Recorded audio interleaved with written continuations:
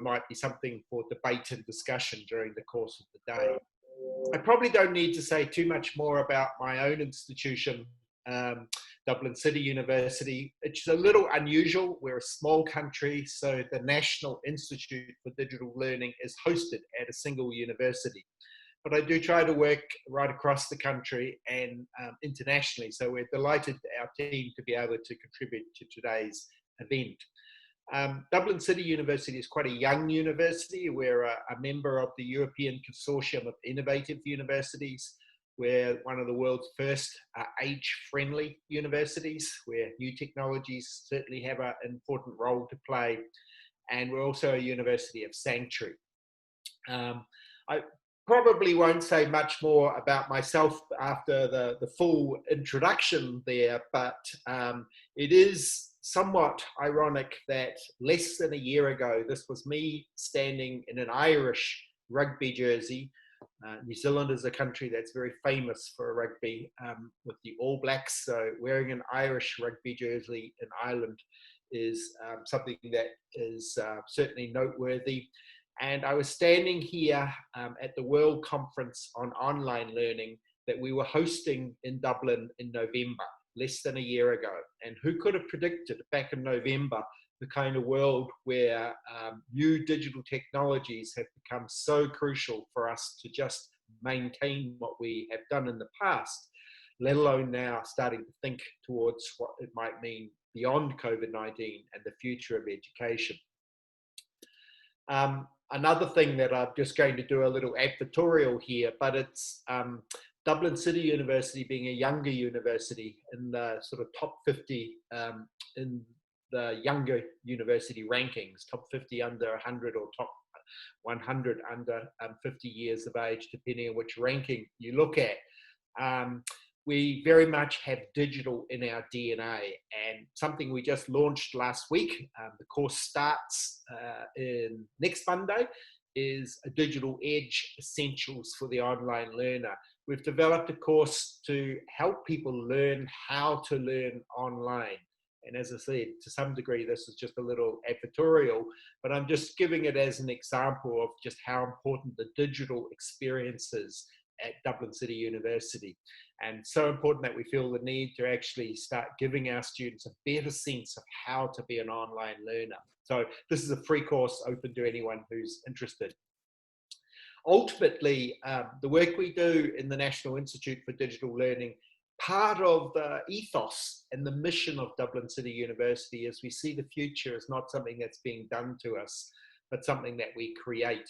And I think that's a challenge for us in the current uncertain and difficult times, is how can we see, it's a cliche I know, but in every crisis there is also an opportunity. And that's certainly how we're seeing it at DCU and within the National Institute for Digital Learning. How can we take this challenge that we all face and turn it into something quite positive for the future? So I wonder how many of you have heard of unboxing. Feel free to post a comment in the chat box. If you've heard of the term unboxing, you know what the term means. You might know what it means, I suspect, if you have younger children or even teenage children. But for many of you, the term unboxing, I suspect, is relatively new.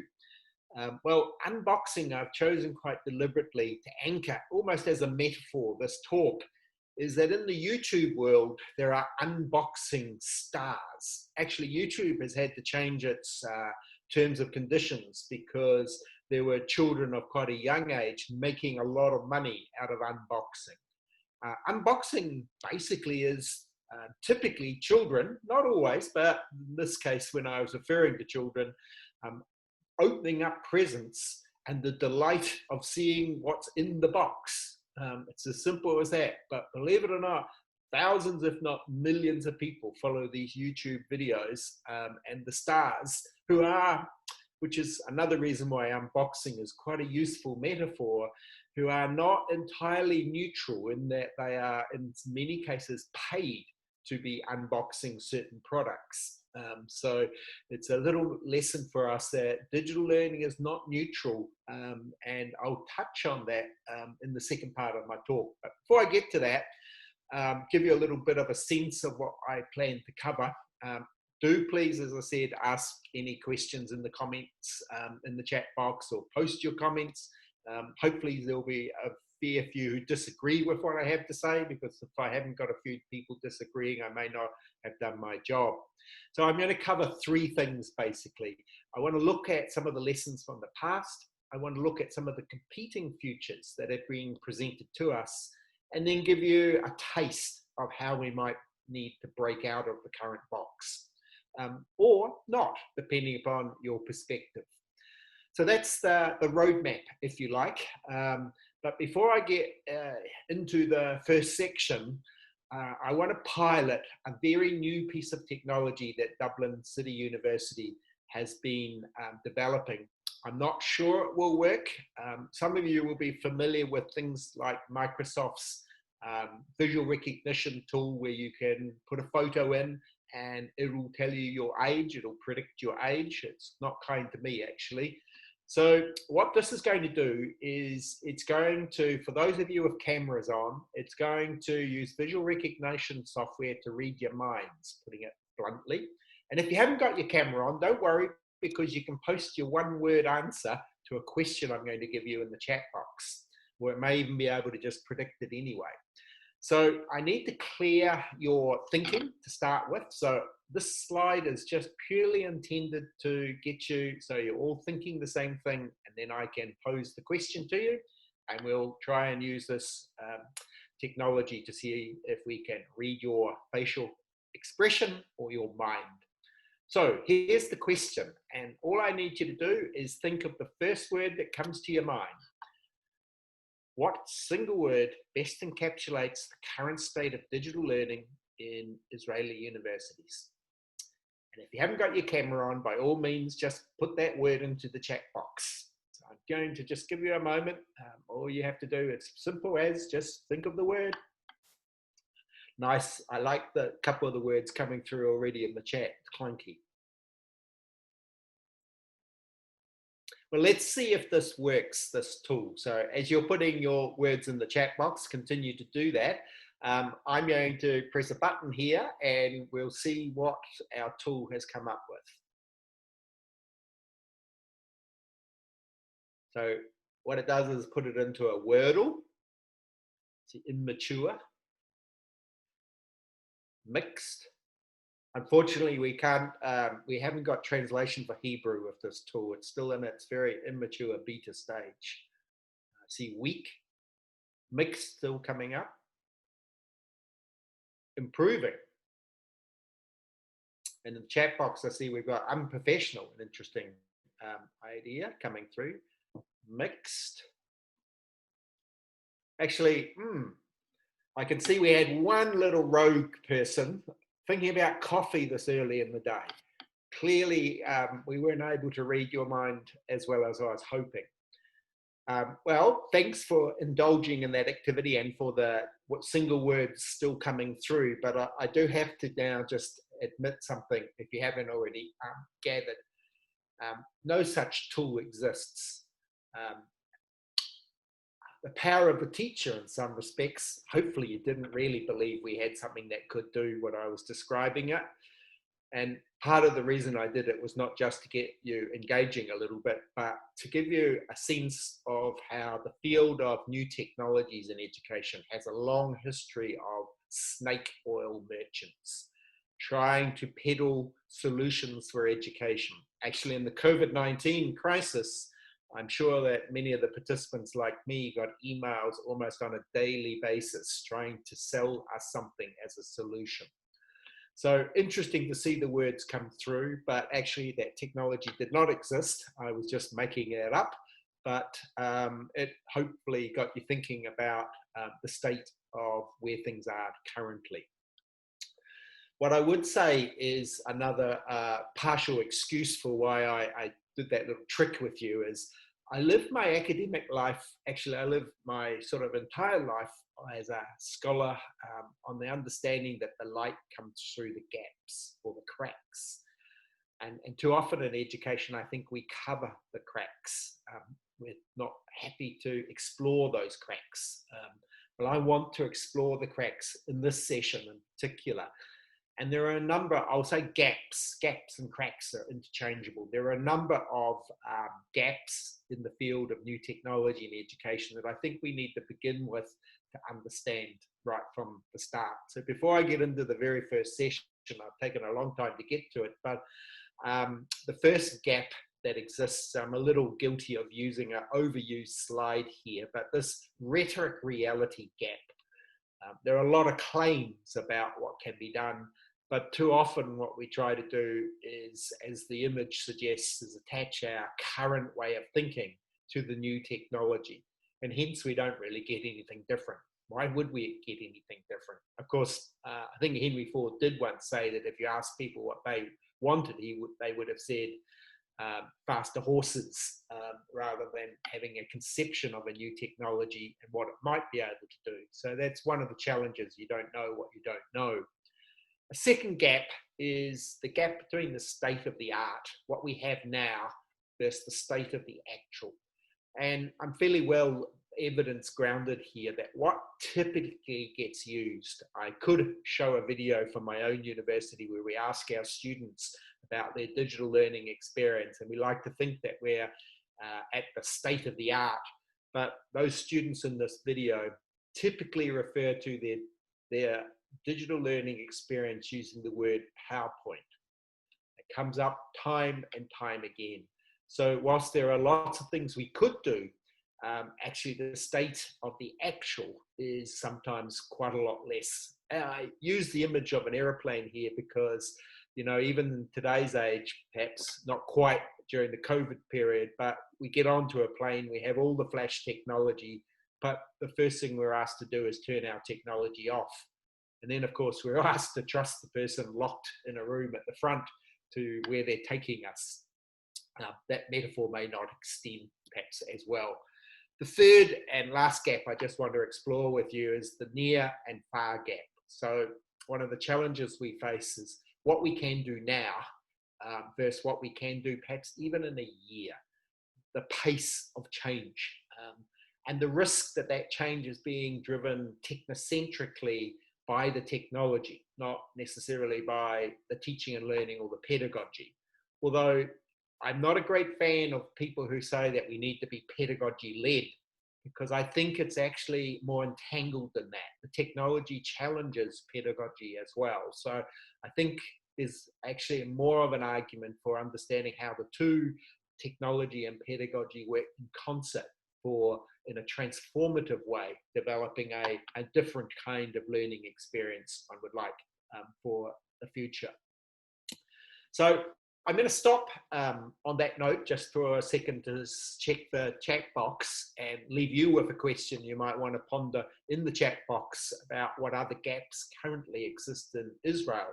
I'm hearing that you're going to get some new funding, targeted funding, so maybe that is a gap that exists as well. But there's nothing as I'm scrolling through the chat box by way of a question posed to me, so I won't take any longer, but again, I do invite you to have that active back channel.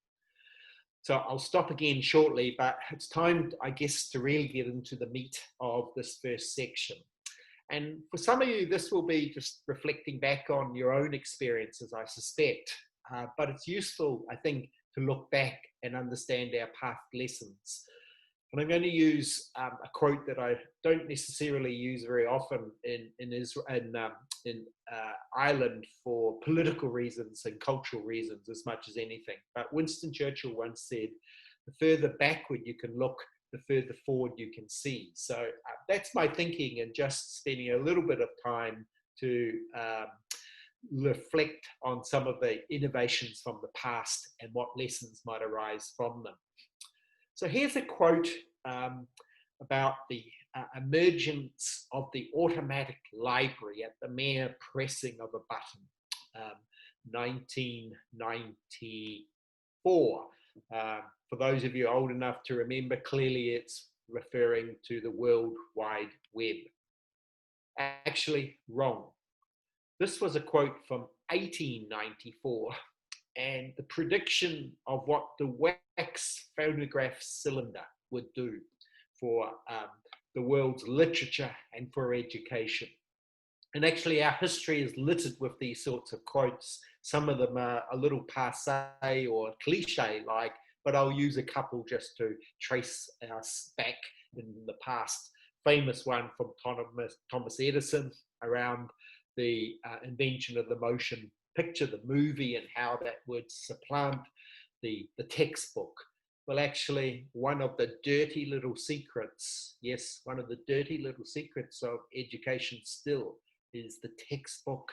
Despite things being very digital in learning management systems or virtual learning environments, some might have an ebook, but actually the physical textbook still is very dominant in our education systems worldwide. Then you have, moving forward a little bit, when television was first invented, thinking around how we would be able to beam our lectures into homes. And here I single out Blackboard, because the concept of Blackboard, being able to beam the lectures into a blackboard, well, the metaphor of a blackboard hasn't exactly gone away, has it? Because one of the major learning management systems is, to this day, is still called Blackboard, which I usually think is a unfortunate use of that metaphor for a new technology, but taking us back to traditional ways of teaching. And then a very famous project, Project Plato, out of the United States in the 50s, 60s. I love to show a primary source video here, but I decided not to risk it for zooming and also for time purposes. But note here how the learners are locked into individual carousels, learning from the machine.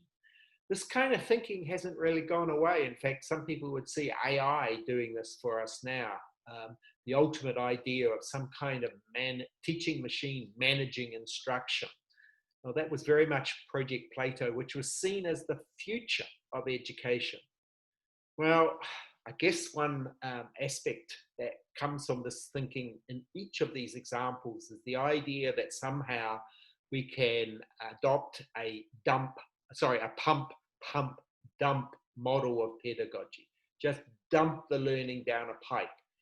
And it's sad to say that actually in the response to COVID-19, in many respects, particularly how Zoom got used, maybe how I'm using it right now, talking at you, this kind of metaphor for learning, that somehow it's about education just coming down a pipe one way. This still exists in our thinking. It's still the dominant metaphor. So I guess if there's a lesson so far in these very pocketed examples I've given you, is it's often said that new technologies go through this cycle of hype, hope, and disappointment. Now, I think that's a little deterministic, and I personally think it's a lot more positive than that. But I want to use this as an example that overlays onto a very famous and overly used cycle of hype and hope, if you like, the Gartner hype cycle. Actually, the reason I'm showing this to you is not because I'm sure many of you have seen it before. It's not because I support this cycle. It's actually, I would be fair to say, absolutely dislike it. I was going to use even stronger words, because one of the problems with thinking like this and metaphors like this is that, firstly, they're incredibly linear. Secondly, there is no understanding whatsoever of the role that context plays in education. At the moment, you'll see that I've circled open micro-credentials or micro-credentials, but I could circle any of these technologies, and I could argue that the slope of enlightenment, the last phase, depends very much upon how someone chooses to use the technology. Some of these technologies will remain in the trough of disillusionment, depending on the thinking that's underlying its implementation. So it's not the inherent traits alone in the technology that is transformative, and that's the problem with this cycle. So in my own work, I prefer to adopt what I'll describe as more of an ecological understanding of how new technology works and comes into the environment in which we operate, particularly as universities, if you like to think of a university as an ecosystem. And that Gartner hype cycle really places the emphasis on resistance to change. Whereas in ecology, what we really focus on is resilience, adaptation, and evolution. Um, in universities in particular, enormous changes have taken place over a long period. It's just that you don't necessarily see those changes, but the changes are typically done in a way that build our resilience. And so we're thinking about digital learning. How can that make our institutions more resilient?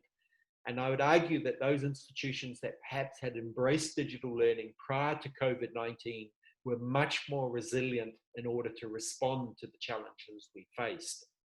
I want to take this ecological sort of metaphor and put it into now another diagram, if you like, with 4 different distinct habitats as part of the ecology of learning and teaching, the new ecology of learning and teaching.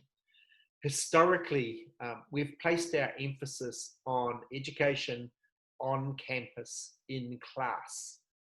But now there's leakage, and I think the one legacy of COVID-19 is amplifying the leakage across learning that takes place on campus. Out of class, well, maybe we haven't had that luxury, many of us at this point, but most definitely off campus in class and off campus out of class.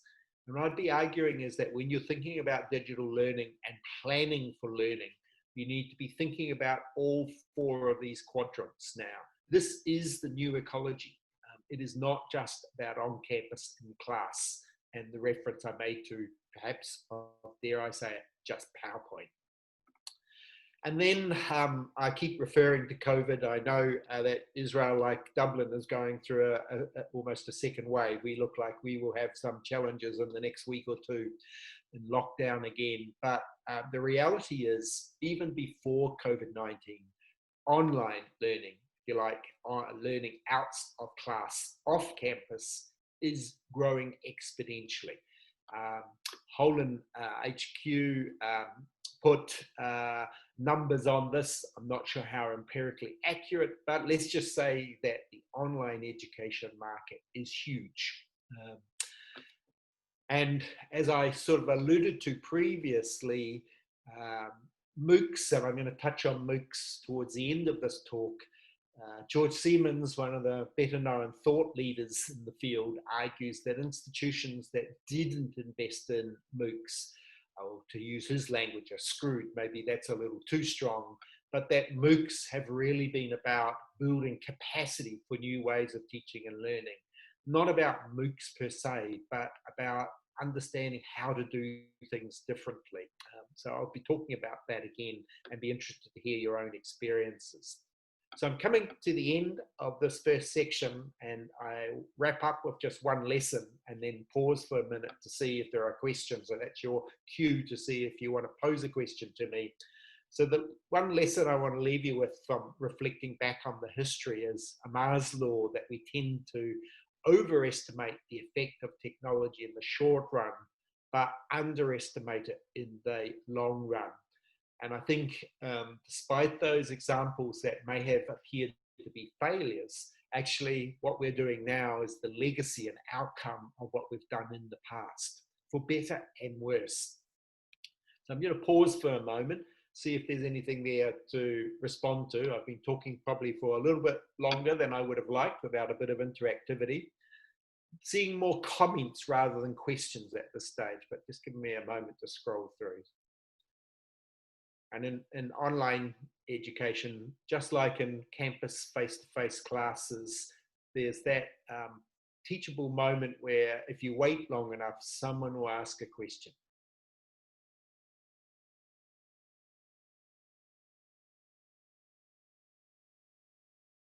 So there we go. We have a question. How can Zoom exchange the personal touch in individual lessons like music and dance? It's not my area, but actually we have some very talented teachers in our jazz school, and they've been doing live performances with their students over Zoom. So I certainly could direct you to people that are working in the arts.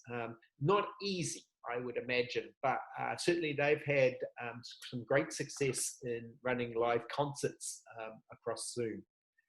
I will push on, but again, that's just that invitation. Please do feel free to put some comments and questions there. And I guess my question for you, if I didn't get a chance to answer many of your questions, is what are the lessons from the past that you can take for Israel as you now look at investing in digital learning? Because this is not a new thing.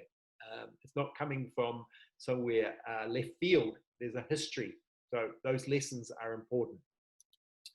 Okay, moving to the second section, competing futures. Well, I've talked about MOOCs quite a lot, and MOOCs tend to polarize people. You love them or you hate them. I've already given a little taste of my thinking around MOOCs, and I'm going to expand on that not too far off in the final section. But MOOCs are part of what is often referred to as the unbundling movement of education. It's not just about online learning. MOOCs are a lot more than that. Unbundling, the best example I can use, I've got a nice New Zealand artist here, musician, probably not a bad segue from that question we had about music, but iTunes is often referred to as the best example of unbundling. Once we were required to buy our music on CDs or even LPs before then, and someone else chose the bundle. We may have only wanted one track, but we still bought the whole CD. So the argument in unbundling of education is we bundle the degrees. Well, why can't the learner unbundle that and take the bits that they want? Well, that's some interesting thinking, again, for better and worse. And I'll expand on perhaps the worst part shortly. Of course, there are great examples of unbundling in our societies. Uber is an example. Actually, it isn't a good example in Ireland because Uber is essentially banned here. Taxis, traditional taxis, operate on exactly the same rules as Uber does, so there's no advantage to Uber. But perhaps Netflix is another example, or similar streaming services. Once we had to watch what someone chose for us on television, now we have that choice. So we're really starting to think about different models of education, business models, delivery models. And there's a lot of thinking going on in this space. So I'm certainly drawing on or standing on the shoulders of others. This thought book, in which 40 different leaders in industry come together with their ideas about the future of education, is useful to be aware of. There's an Australian version published last year, and there's a US version now as well. So if you haven't come across these, European Commission supported this particular version. With a lot of different viewpoints, I should add. EY, the large accounting finance company, is active in thinking about the future of education. And this report may not be as well known in this part of the world because this was published out of their Australian office. Can universities of today lead for tomorrow? Of course, there should be some little red flags going when we're seeing reports coming from companies such as EY, Deloitte's also active, PwC, so I don't single out one in particular. In this particular EY report, they identify these 4 different scenarios for future universities. I do enjoy and think that scenario planning can be quite powerful. I'm not going to spend any time talking about these particular scenarios because I think it's the conversations around the scenarios that might be most beneficial for you in your own institution rather than the label and the scenario itself. It's more of a tool for thinking. But there is a lot of thinking still going on about the future, and one has to look at some of these ideas, the deeper ideas underpinning them, as I've already said more than once, for better and worse. So I'm going to cross my fingers at this point, take a pause and show you a brief video that was produced a few years ago now of what education might look like in 2026, which isn't very far away. Have a look at this. It only needs a couple of minutes, and let's hope it comes through okay.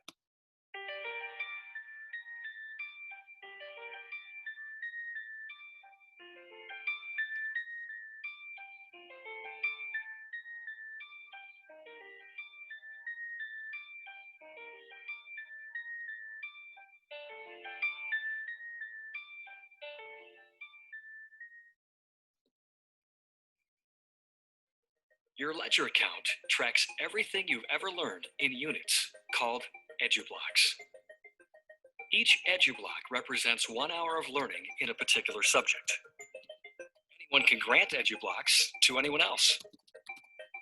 You can earn EduBlocks from a formal institution like a school or your workplace.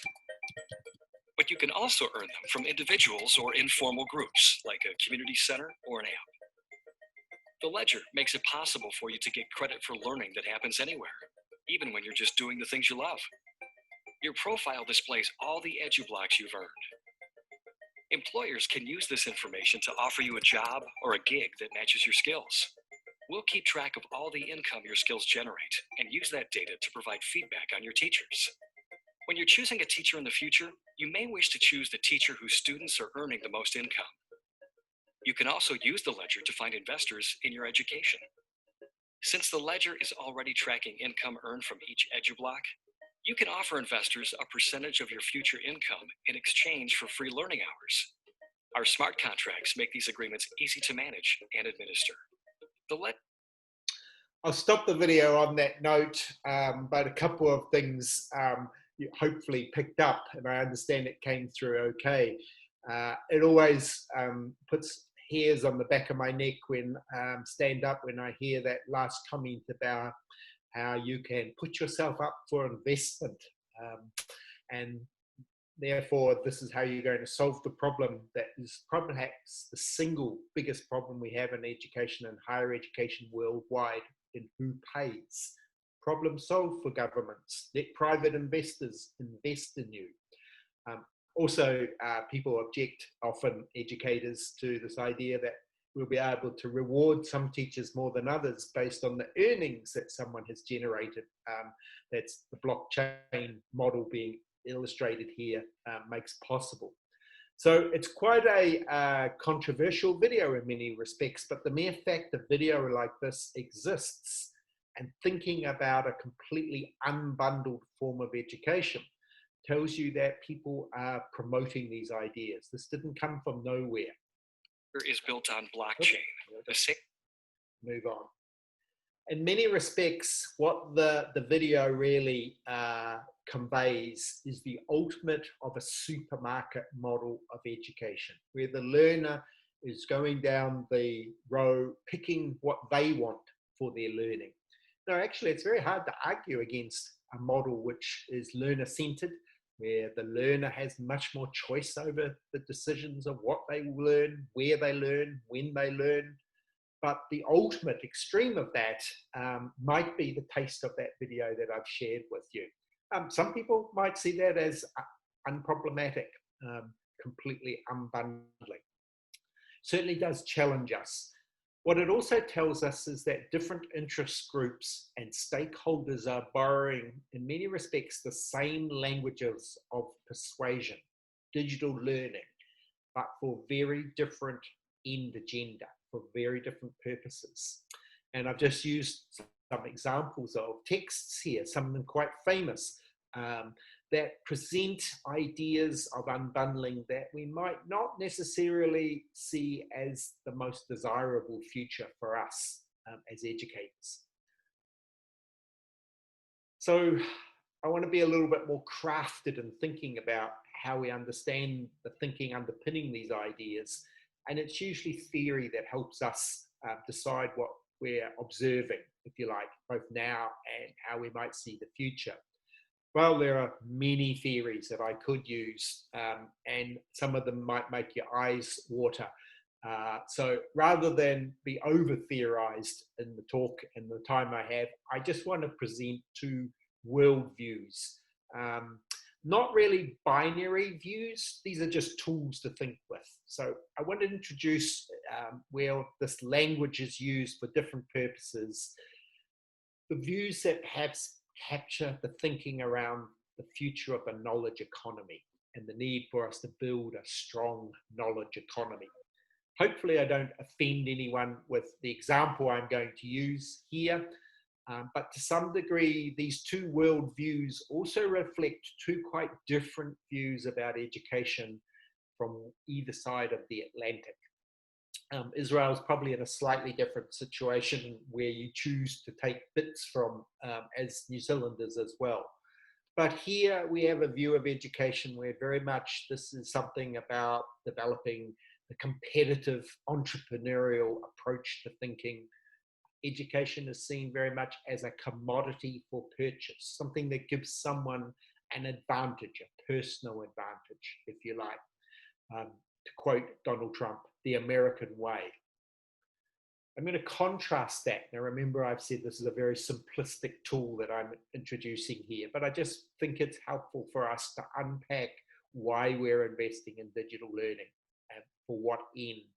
So this perspective is the view of the knowledge society or the learning society, and to contrast it with the voice of another president, and I won't read this entire quote from our President Higgins of Ireland, that education, particularly universities in this quote he was referring to, is about developing more inclusive, participatory, equal societies, places where we can address the grand challenges of poverty, climate change, sustainability. Here you couldn't get a more different view of the purpose of education. And I guess, again, in a very general way, education seen more as a public good than a personal commodity. And so those two views, the knowledge economy and knowledge society view, actually can be unpacked in quite a complex way with different sub-perspectives, which I don't have time, and nor is this the right medium to completely explain what you're looking at here. What I would say is that unbundling, some people would argue, is the ultimate of deschooling. Just as micro-credentials, which I'm going to refer to shortly, are a form of deschooling. But they can be for good ends and bad ends, depending on your perspective, because deschooling is also arguably the ultimate of the global free market for higher education. So they're competing viewpoints. What I will say is that you need a knowledge economy, a strong knowledge economy, to support the knowledge society. So actually, they're quite entangled. These are not binaries. Okay, that might have got a little too complex and a little too theoretical. So as Einstein once said, if you can't explain it simply enough, you don't understand it well enough. So these two viewpoints, in many respects, can be seen as perspectives that tell us that education currently is in change, and somehow we have to respond to the change, to the Industrial Revolution 4.0 or the new Revolution 4.0, Education 4.0, that we have to respond to change. There's actually very little thinking going on at either a national or even institutional level about education for change, and I emphasize the for change. There are a lot of future takers, there are a lot of future fakers even, but what we need is more future makers, understanding the change that we're looking for in society. How do we want digital learning to serve our higher education systems and the type of societies we want to develop? So that leads me to the second major lesson, with one eye on the time as well. For me, again, this could be seen as a little bit of a slogan, but note how I've anchored it within the Sustainable Development Goals. Digital learning should be in the service of big ideas. It's not as a big idea in itself. And so the challenge I guess I would have in Israel right now with the investment in the digital learning is for you to think about what the big ideas are that you're trying to achieve through digital learning, not just digital learning per se. I've seen a few comments come through, not too many, so I haven't been overly successful in generating a good back channel conversation going on here.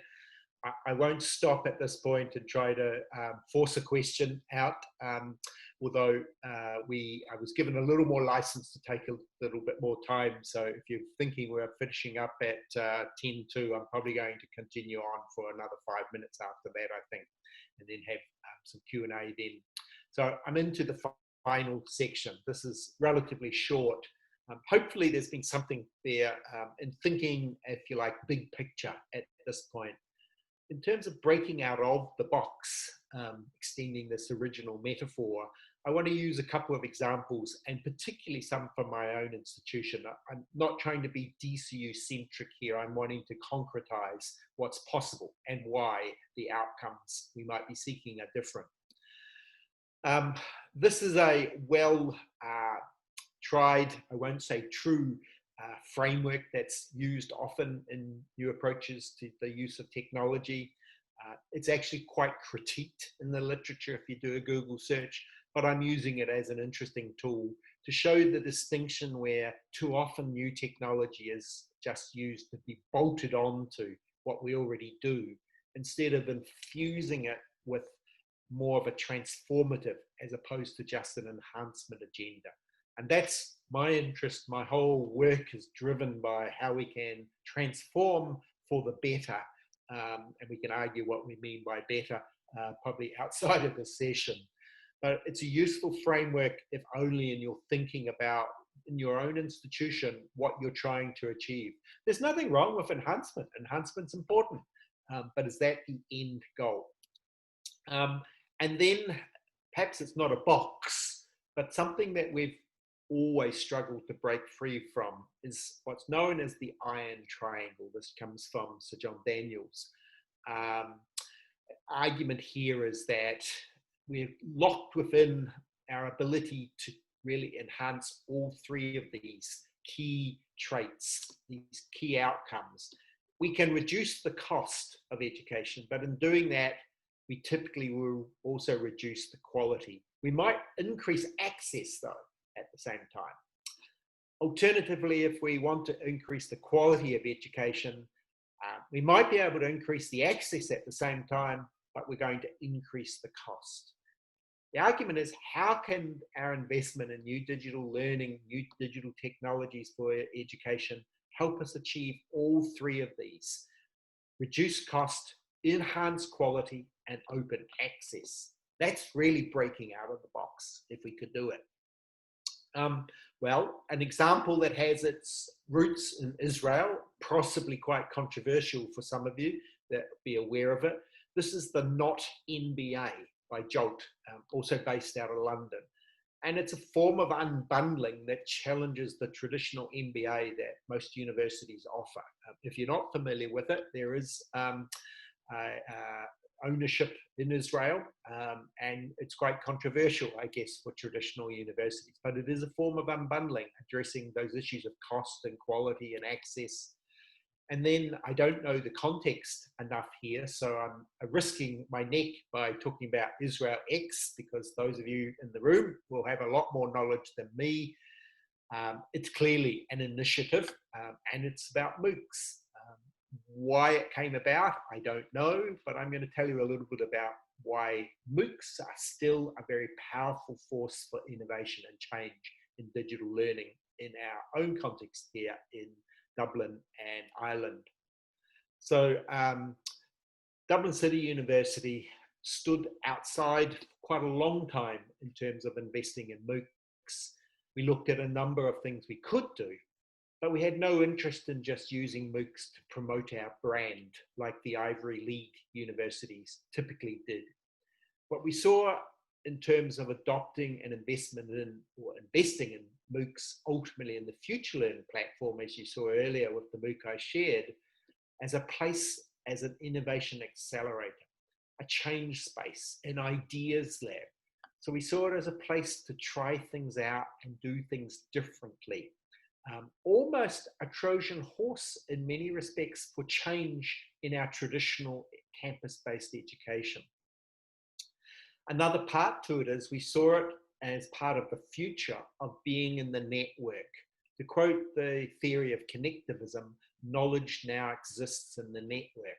So we wanted to be in the network, to position ourselves, if you remember my metaphor around ecology, to build our resilience, to be part of the network. And so Many universities around the world are partners of edX and Coursera, and in our case, FutureLearn. But our partnership is much deeper than most. I think we're only one of 7 universities that can now offer our degrees online. I have an eye on the time, but this is only a very short video I'm going to show you, and I've only got a few more slides to go after this. So I'll give you a sense of what DCU is trying to do with MOOCs, which is very different from traditional MOOC use.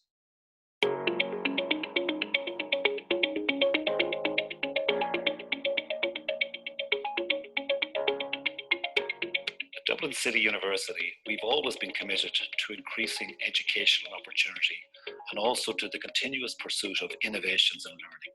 This exciting new partnership with FutureLearn will keep DCU at the forefront of education's digital revolution. It provides an opportunity for people who cannot come to campus. Overall, we see it as permeating the entire curriculum. There should be no part of the university that will not be affected and able to avail of the opportunities provided by FutureLearn.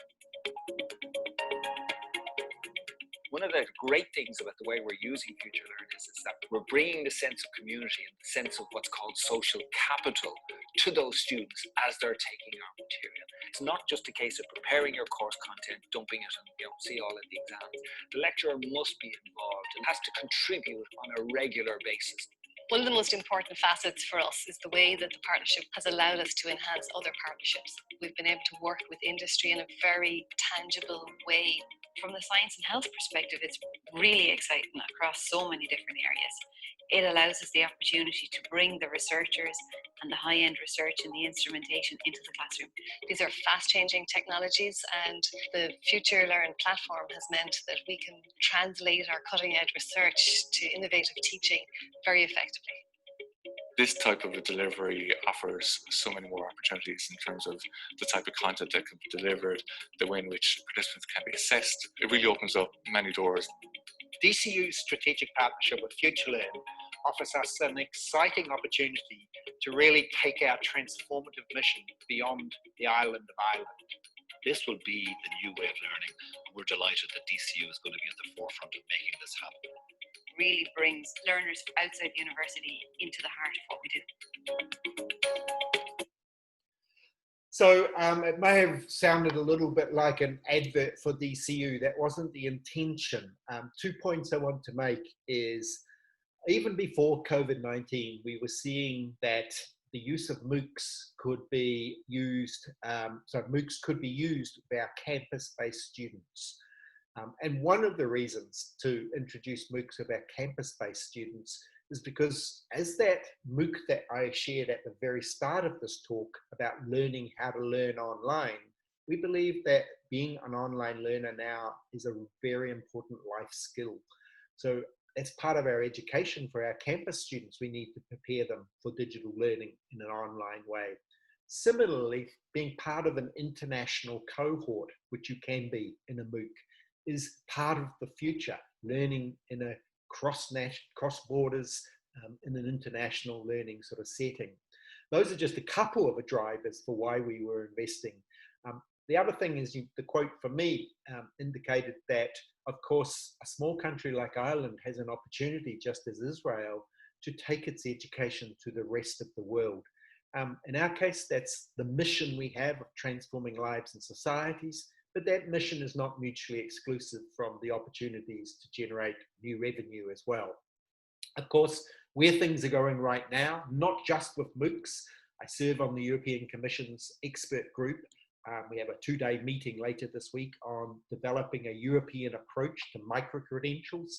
So at DCU, we are offering micro-credentials through FutureLearn. Our first micro-credential, credit-bearing, stackable. So these are not warm body badges. These are stackable micro-credentials. Our first one launched earlier in the year in FinTech. We have a suite of these to come. So what I said previously was about how the MOOC platform, in many respects, was a Trojan horse for doing things differently. We're also part of the European Consortium of Innovative Universities, University.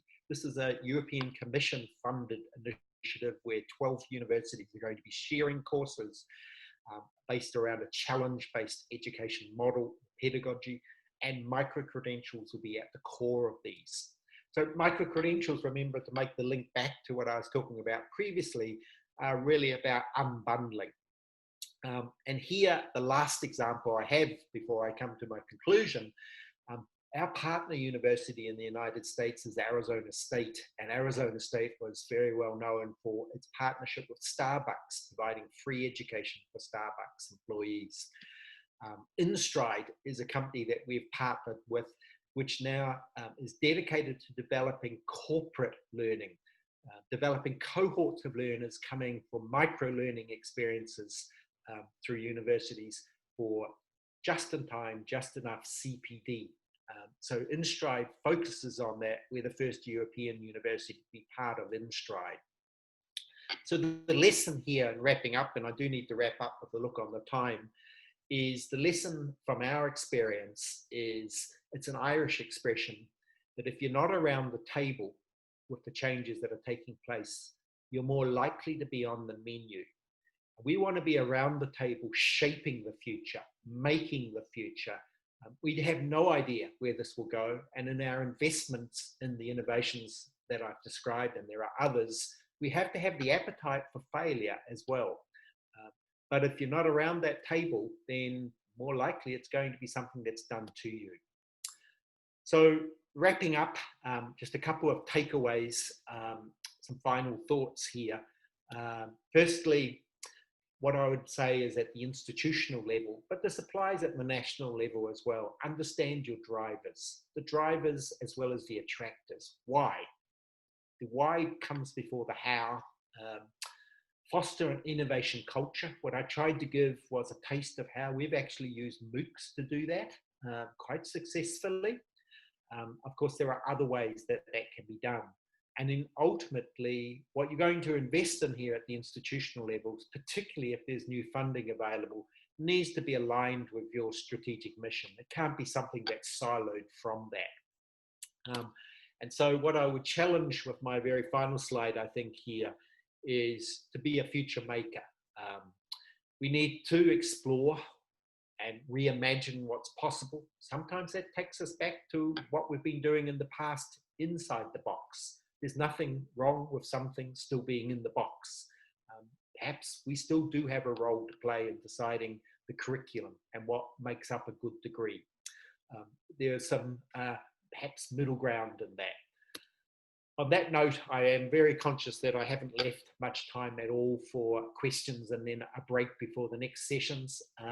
I will come out of the stop sharing here so we can see a tile, and if there are one or two questions that you want to take the mic and ask a question. We've probably got time for at least one, maybe two questions, and apologies, I've done the thing that you typically do as an academic. You don't leave yourself open to too many questions so people can challenge you. No, just joking. So anyone want to take the floor and pose a really challenging question that I can at least respond to? Someone's asked me, is it okay to email me? Absolutely, I'll be fairly responsive. There are many follow-up links that I could have posted in the chat box. I just chose not to today. Sometimes I do. Someone's saying we have another 5 minutes. I do want to give you a bit of a break before the next session, but if there is a question, we can certainly use a bit of time.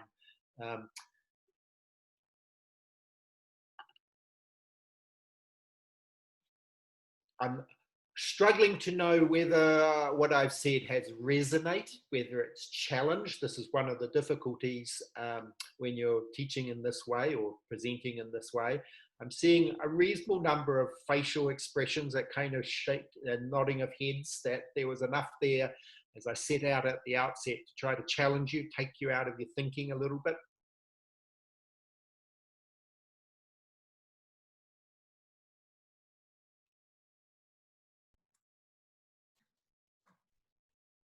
No one willing to take the mic?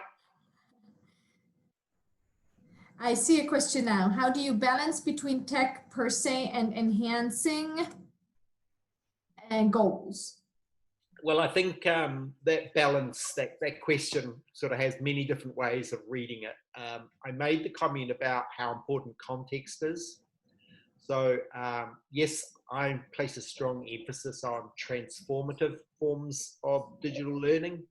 but in some contexts that might not be possible. For example, we have a university here not far from where I live in the centre of Dublin, Trinity College, which is 500 years old.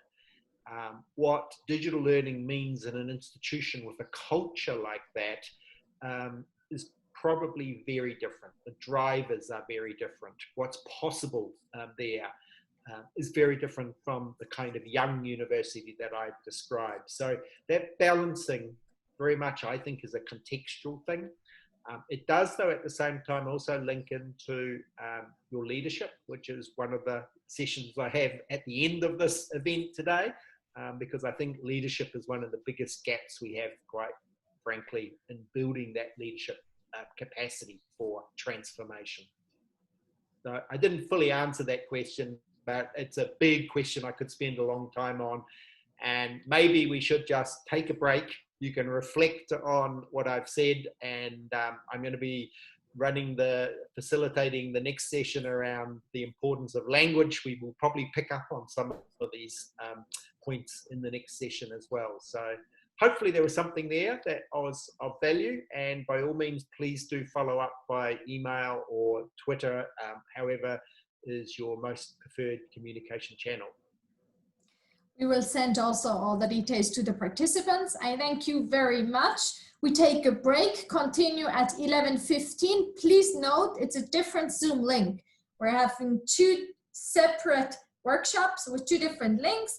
If anyone has a question regarding the links, they can write to us here in the chat.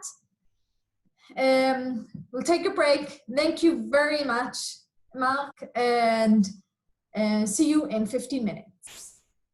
Thank you, everyone.